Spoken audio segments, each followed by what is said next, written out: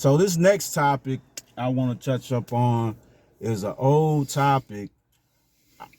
I don't think that we've touched up on this, but it's something that has been coming back out on interviews that I've been seeing. Let's talk about this this Stretch situation of setting Tupac up. Yeah. Well, first of all, let me say this. This is to address Reggie Wright. Reggie Wright. You know, if y'all don't know who he is, he was a former Death Row security. He was, I think he was manager over there for a while. But he came out with, I think, a video saying that he believes Stretch has set up Tupac. So, okay, let's rewind back to when this happened, around, what, 93? Around that time period. During that time period, Biggie, Stretch, the Live Squad, Thug Life, they was all cool. That was a trinity back then. Go back and listen to Majesty interview. Yeah. You know, go back and check that out. Well, no, he did another one with the Art of Dialogue. Yeah, he did. Yeah. And he broke that down. So during that time period, shout out Majesty. Yeah, shout out Majesty. You got to ask yourself, did he have a problem with any of those individuals during that time period? Tupac. No. That was his crew. That was his brother. Yeah. So let me ask you something, bro. Now, this is something Tupac never told nobody. Before that Quad Studio session, who did he have a phone call with prior to coming up to that studio session? Who do you have the phone call with or the phone call about? The phone call with. He was on the phone with an individual. Oh, you talking about with the Cactus Jack and the Jimmy Henchman? You said Cactus Haitian. Haitian, yeah, Haitian Jack. My bad, not Cactus. Haitian Jack and Jimmy Henchman. Yeah, but he wasn't on the phone with Jimmy Haitian Henchman. Jack. He was on the phone with Jimmy Henchman. Yeah, absolutely. But it was about what he said about Haitian Jack, about the rape situation, right? Well, I don't know the detail of the phone call, but okay. Well, because Majesty kind of went into it a little bit. Well, he owed, I think he owed Jimmy Henchman some money, right? Yeah, absolutely. And to pay it back, he was going up there to do a record with Little Sean. But when he was on the phone with Jimmy, they got into it over the phone. And you know what Pac said to Jimmy? Nah, not off the top of my head. He told Jimmy to suck his dick. Oh yeah. I did hear about that. Yeah. So, all you gangster dudes, all you gangster niggas out in the world that claim to be tough and this, that, and the third, what would you have done if Pac told you to suck his dick? In that time, Pac was around a lot of thugs and gangsters, and then you get around them type people, you know, you want to fit in, you want to flex your muscle too. So I think Pac was just influenced with his environment, who he was around. I can be tough too. No, he but he didn't realize on the other phone what type of individual Jimmy Henchman was. Yeah. Well, you know what? Not to cut you, but Ice-T spoke a lot about that in his interview as well, about, you know, how Pac was influenced by a lot of, you know, people that come from that lifestyle, and he wasn't necessarily raised in that lifestyle, you know, and how, you know, really he shouldn't have been influenced like that. Right. You know. Right. Yeah. Pac was you know, Brenda's Had a Baby. Positive artist during that time period. Very much so. But these people that's, you know, coming out, they never talked about the fact that Tupac never came down and cleared it up neither.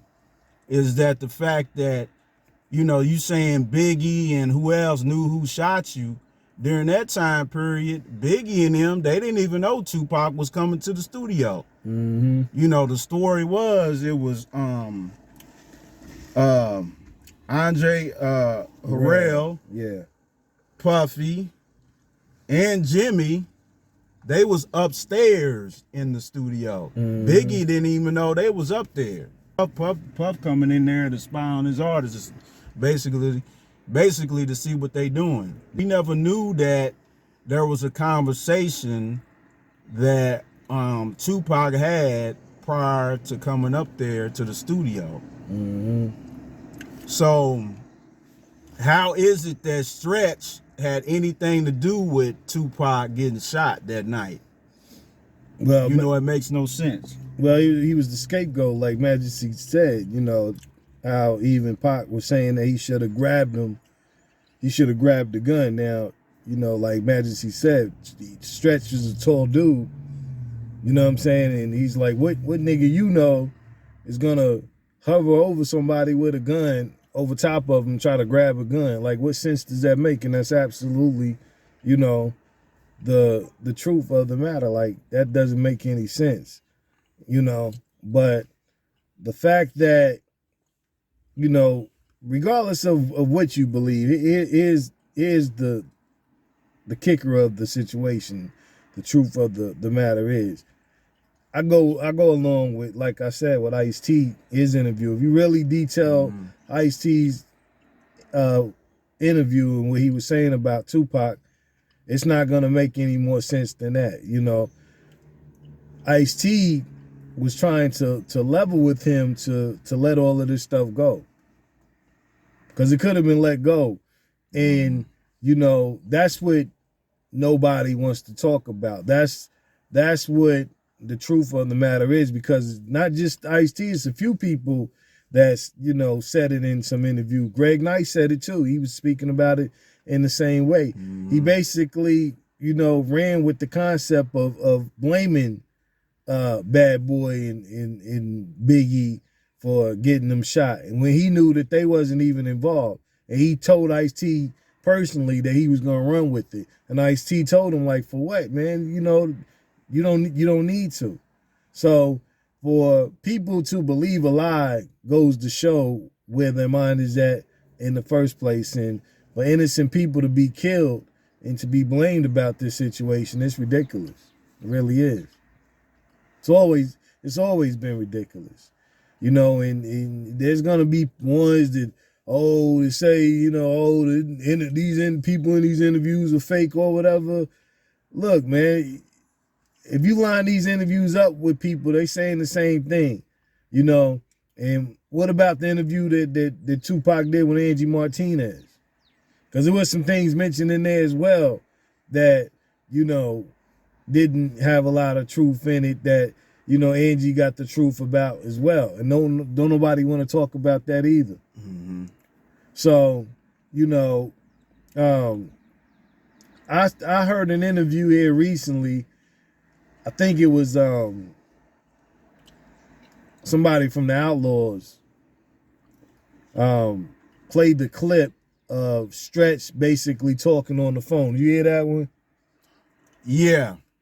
And they were saying, and he was saying, well, listen how he's talking or whatever. That was after the beef had already had happened. Exactly. You know, because before then, everybody was still cool. Like Stretch and, you know, Majesty and them was gonna go up there to the island to see Tupac. Yeah. It's just they didn't have no ID. Exactly. E Moneybags is the only one that had ID to go up there to see him. So, you know, it's certain things around this that makes a lot of sense, you know, when you really put it together, and the affiliations or whatnot, you know.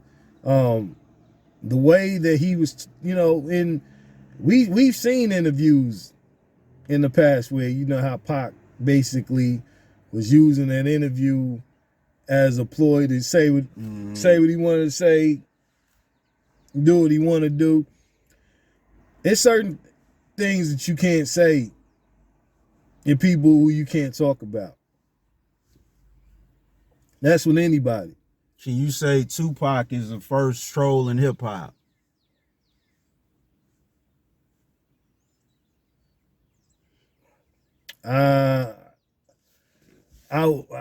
I mean, it's ways that people could, but I wouldn't say that.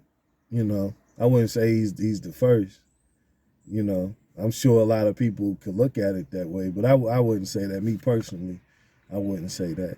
I don't know. Me, I think I might think a little different, man, because I think he was the one that really set it off and kind of ran with narratives. I can't think of nobody with a bigger influence than Tupac that kind of ran with narratives like he done when he came in. Well, not when he came in, but as he kind of progressed during the years. Yeah. About the whole Biggie, you know. Yeah. They had something to do with me getting shot narrative. And, yeah, because I mean, you put yourself in certain situations. Now, here's something else that, you know, that's gonna be seen. It was a show that dropped last night. You know, this show might be dropped at a later time, but you know, there's a show on season 3 on BMF. And there's a person playing Tupac in the show at Jack the Rapper with Meech. And, you know, it's a certain scene that went down at Jack the Rapper, you know, that back in the day that people know about. But in this show, they showcased basically, you know, Meech's boys, you know, from Detroit, and some of his peoples, you know, at the Atlanta at the time, getting into it with this crew called the MKs from Miami or whatever. And before the scene happened, it showed basically a scene of Meech and Pac, you know, sharing a blunt, and Pac basically talking to Meech. And then when the scene happened, when the fight broke out, it showed Pac jumping in the fight. So you ask yourself, what did he have to do with the situation at all? Was he just jumping in? So there's a lot of situations where he jumped in, situations that he didn't even, you know, situations that didn't even involve him. As well as what Majesty said when they asked him about the situation in Atlanta. Majesty said it didn't even happen like that when he shot the cop. He jumped in that situation. So, you know, like what bro said, as far as the troll goes, you know, there's possibilities that he was, but I personally, I wouldn't go on record in saying that. But I would say that he put himself in situations that shouldn't and that didn't involve him in the first place. They, you know, got himself, you know, involved. And here's something else what people don't talk about. This is the kicker right here. And if you think I'm lying, go on YouTube and do your research on your own. You know, a lot of people always detail East and West. And, you know, they detail that off of California in New York. And then, you know, there's people that just automatically just say East Coast and thinking East Coast is just New York. East Coast runs all the way down from Maine to Miami, Florida. That's the East Coast. Yeah, Florida. You know, everybody talks about East and West, like Diddy had, you know, was the king of the East, and Suge was the king of the West. And Suge was just running over everybody on the East. If that's the truth, if you really think that Death Row and Suge was running over everybody, then what happened with when Death Row tried to come to Miami and run over top of Luke? What happened to them Death Row niggas then?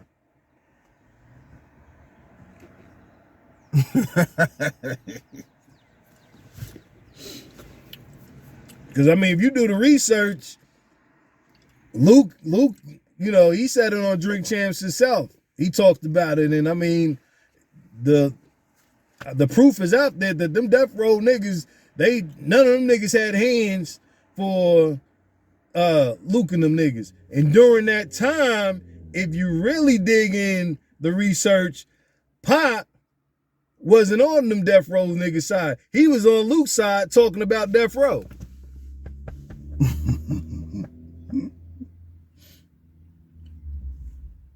So that just shows you the type of person who Pac is.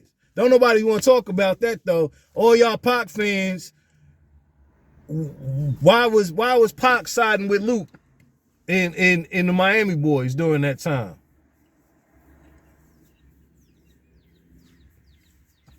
Y'all claim to be fans, you know what I'm saying? Y'all claim to know it all. Why was he siding with Luke during that time? You know, if he, you know, got with Suge later on, why during that time wasn't he with Suge and the Death Row niggas? You know, if anything that I would say is, you know, not being that he was a troll, but I definitely would say he was the first in hip hop to be, you know, a two-time nigga. I would say that. Because the proof is there. You know, and it's something that a lot of West Coast people and, you know, West Coast fans, they don't want to admit either. When you know, Ice Cube, when he left NWA to go on his own, where was the niggas from that was making his beats? Where was they from?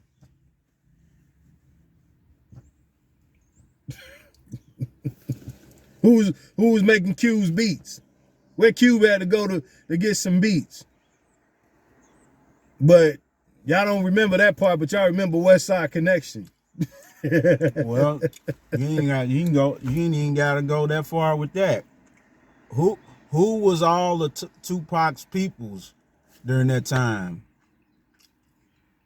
Yeah. Well, I was getting to that because even with Digital Underground, you know, who was making some of their beats? Well, fuck it. Well, scratch that. Where the fuck Tupac was originally from? Yeah, Tupac's not a West Coast nigga. He's from East Coast. Yeah, that's the detail with So all y'all cats out there talking shit. I don't like East Coast music. But nigga, you like Tupac. Tupac not from the West Coast. He from the East. Yeah. You know, when he came out on bail, that was the East Coast. That was Easy Mo Beats. That was Easy Mo Beats from East Coast, right? Easy Mo B. Yeah. Right. Yeah, absolutely. Yep. Yeah. That's what people, you know, don't regardless of the fact, you know, don't want to admit, and that's what they forget about, you know. But you have to really give Live Squad their just due, and if you choose to believe Stretch has something to do with it, okay. I'm gonna say this is my hope and dream for a lot of reasons. For this reason, for, you know, Jay-Z and Nas situation, I'm waiting for E-Moneybags movie, because it's gonna detail a lot. It need to be a documentary. Somebody out there really need to do a full deep down documentary. Hopefully it you know, it'll be nice. Need to do a documentary on E Money Bags. Money Bags and the Live Squad. Yeah. Yeah, we gonna cut this out and send to you, Nas. Straight up. Hey, we've been giving you ideas this whole time. That's why you came out with the I Am. We said that on here, bro. And a couple months later it happened. So we know you be watching, Nas. Yeah, man. We know. You just need to go ahead and sponsor the Kruze Review all together. You really just need to go ahead and do. I mean, come on, man. Let's get with it. Mass Appeal, Kruze Review. We just need to collab all together. Straight up and down. I'm gonna just say, Queens get the money. Come on, man. Let's get it straight up. But yeah, this E Money Bags. It needs to be a documentary on E Money Bags for a lot of reasons. And after we do the E Money Bags, then right after, we need to jump right over and do the documentary / movie on Prodigy. Both, you know what I'm saying? Because all of this gels together. And there's a lot of truths being buried, that people don't want to talk about that, that collides both of these. But E Money Bags he's affiliated in a lot of situations that, people don't want to talk about. They spoke about it kind of a little bit on the Supreme Team documentary. They went in and, but, why is Preem pretty much got a life sentence for? What's the reason behind that? I mean, does it have anything else to do with anything other than E Money Bags? Ask yourself. So, that's why I'm saying we need a full documentary, on the background. Because if we get these things, then we can start detailing of what led on and what led up to, Stretch and the Live Squad and Tupac. Now, I gotta add this in there too, because on the flip, it was alleged that Tupac had Stretch killed. Nah.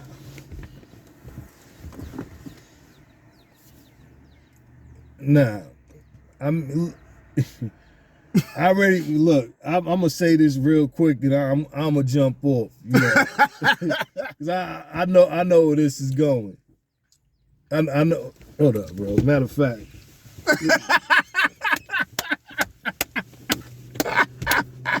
I know exactly where this is going.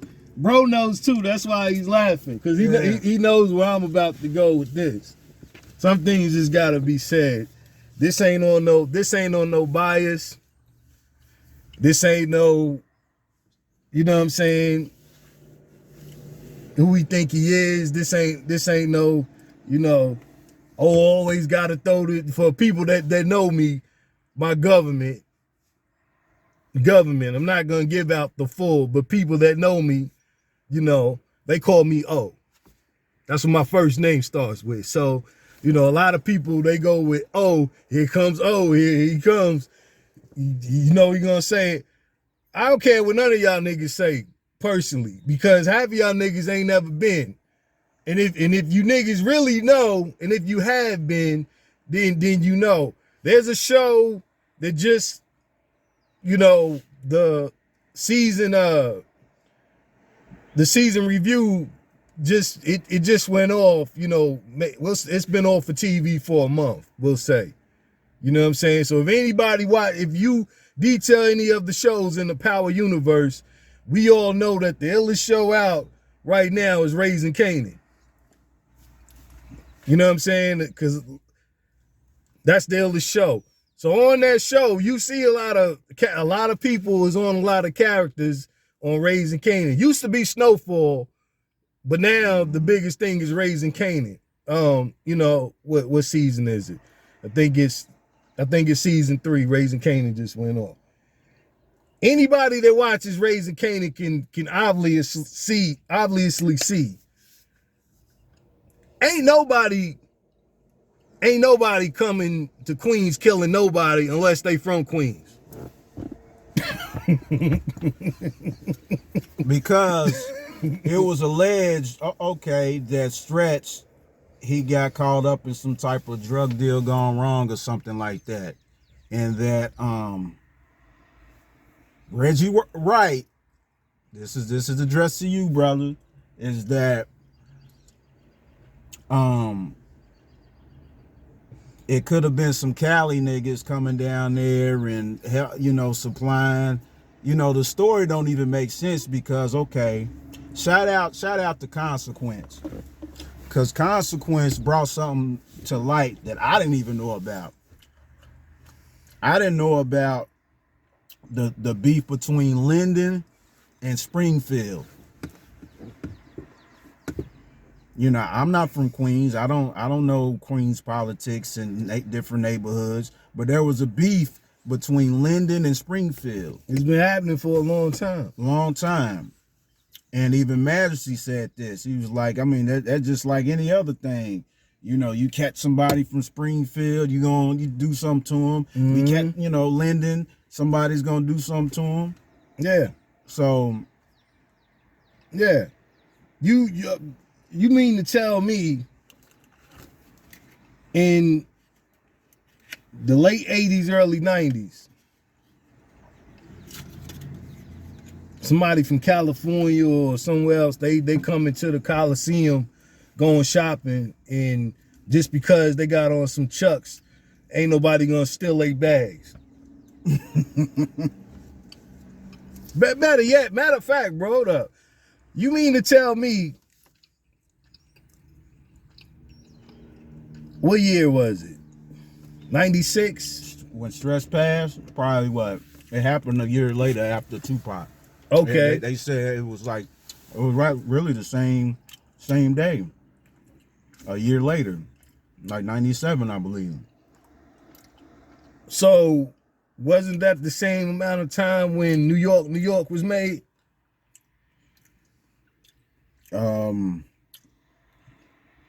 Yeah, I think so. It was around the same time, right? Because the War Report came out in 97, I believe. I think it was 97 when War Report came out. So when Snoop came through and kicked down the tallest building in Queens, that's what's on the video, the city building. Mm-hmm. What happened during that video shoot? It got shot up. So then didn't Snoop say out of his mouth, that's, that made Pac hot and felt like he had to, basically took that as disrespect and he had to say something? So out of all the boroughs in New York City, which borough was the one that responded to New York being made? It was Queens. It wasn't Brooklyn, it wasn't the Bronx, it was Queens. But what borough and who ordered that hit at the video shoot?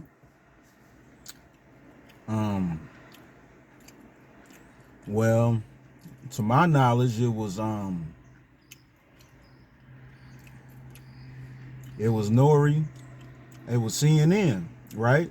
Nah, not that ordered the hit. Well, I don't know.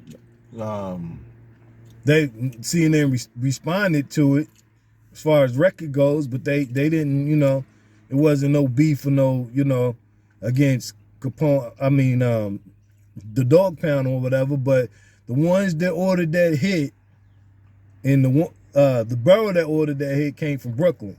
The ones that ordered that hit, the reason that it got shot up came from Biggie's crew.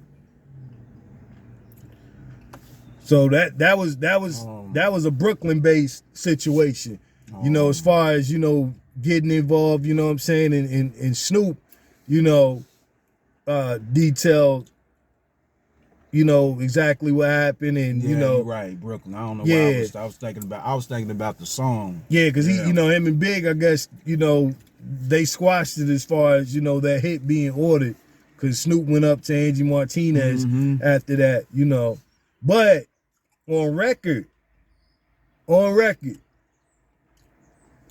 the ones that responded to that situation came out of Queens. Still to this day, here's something else don't nobody want to talk about. And here's something else they're going to say, oh, here comes, you just had to throw this in there. Just had to say what he had, I know what you're going to say, too. Still to this day, as far as beefs, diss songs, or whatever,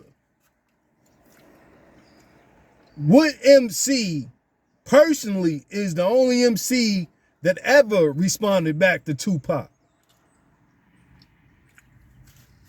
Who is it, bro? P, man, Prodigy. Mobb Deep, you don't know.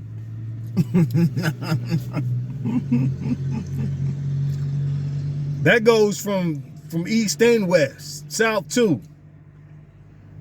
There's nobody on record that, there's claims that Jay-Z made a diss. We never heard it. Biggie said his little subliminals, but he never mentioned his name. Well, I don't know if I heard a record, they talked about in the a documentary before he blew up. DMX. Yeah. DMX was going at Tupac. Yeah, there's claims on DMX too. We haven't heard that. But the day that Tupac died in Las Vegas hospital, same hospital, rest in peace, my mom Dukes passed away in Las Vegas. Same place, I believe, where Prodigy passed away at, I believe. Same hospital. On the day Pac passed away, there was supposed to be a record that was supposed to be dropped, where that diss and that response came from. What's the name of that record, bro? Drop a gem on him.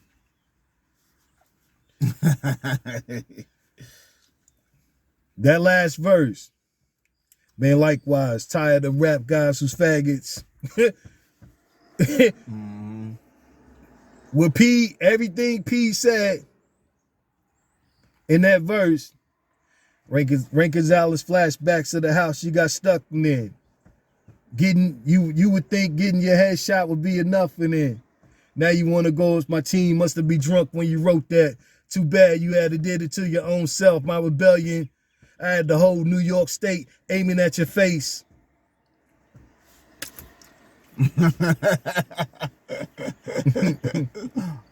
Yeah. That's, and because of the death situation, out of respect, that record wasn't premiered. They chose not to release it. It was released on the album. Yeah, but they didn't put it out. But it wasn't no marketing geared towards a response being made. And that too shows the respect and the love that, the barrel that, that I was born in, that I still to my dying day will call home. Let me throw this. Let me throw a sidebar in here real quick, because you can't kill video. You know what I'm saying? If something happened to me, if I'm to die, go out here get into something. Somebody might get mad on one of these comments, come blasting it, or whatever. You know what I'm saying? Yeah. First of all, cremate me. Tell bro to cremate me. Let him, look, this is my brother. This is his wishes. He wanted to be cremated. Take me right back to 96th Street. Pour my ashes right at the corner in Queens. I don't want to be nowhere else. Don't take me to no ocean. You know what I'm saying? Don't take me nowhere else. Take me back to where I came from. Put my ashes right there, 96th Street, Northern Boulevard. This is always going to be on video. Let that be known. But, well, what was I saying before that? I didn't even lost my place. I forgot what I was talking about, bro. What was I saying? We was in and off with the Prodigy situation, and Okay, yeah. I was speaking about the love that my brother had. Yeah. So we already know that record wasn't released out of respect for the passing of Tupac. And then the other situation where people don't want to admit, where everybody got something to say about that, whether it's the Outlaws or, you know, somebody saying about the Pac and Nas situation and what happened at Bryant Park. Oh shit. Out of the love and respect that, you know, Nas had for Pac, nothing went down. That's something that a lot of people don't talk about because, you know, a lot of people could have been killed from that situation, believe it or not, on both sides. And Snoop said it. He said it that a couple of interviews said that too. You know, how he respected Nas gangster, and, you know, a lot of people saying, no, it didn't go down like that. Regardless if it did or not, look, man, the fact that Nas chose to piece it out and not respond on record or anything, even when his name was mentioned, you know, shows the level of respect and love that, you know, that they have. So, you know, I want to give attention to that because that's something that a lot of people don't, you know, really give claim to fame and don't really show Queens as far as the love factor when it comes to hip hop, because it's been a lot of massive situations, you know, from the Tupac situation, from Q-Tip and MC Hammer, all of that stuff, from EPMD, you know, all of that stuff. People don't want to give, you know, the love factor. Not saying EPMD, you know, has affiliation with Queens or anything. I'm just saying as far as, you know, the love factor in hip hop being shown where people could have got hurt and people could have got killed. That's how we gonna end that. Yeah. Yeah. And one more thing I'm gonna add in there. Y'all need to go back and listen to that Ed Lover video where he talked about when Stretch passed away, he confronted Pac and told him, "What's up? How come you didn't come to Stretch's funeral, man? He loves you. That was our father." Yeah, yep. Yeah. To his daughter, yep.